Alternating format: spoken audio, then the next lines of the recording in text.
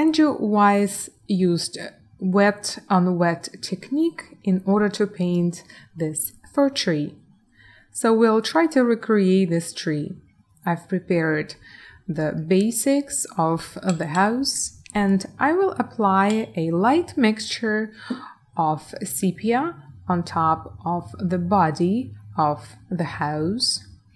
This is going to be my wet base on which I'll paint the tree. So very lightly I will apply all around the whole section of the walls for the tree, and once I'm ready, I'm going to collect the excess of the water that puddled up on the left side. I'm going to wait a little when the paint is absorbed, but you can see it's still wet, it leaves the fingerprints. And I will collect a very intense Payne's gray color on my brush, and we'll start shaping the tree. You can see that the paint is starting to spread around.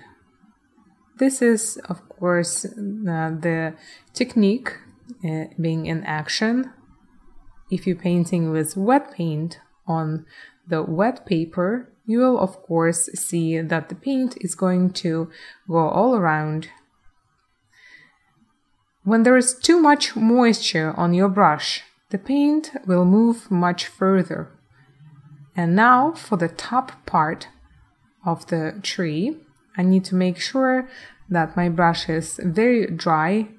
The top of the tree is a different technique. It's rather dry on dry, and I'm going to try to create some of the textures using the texture of the paper, just a few of the branches on the top, and we will continue on painting the branches of the tree on the lower part.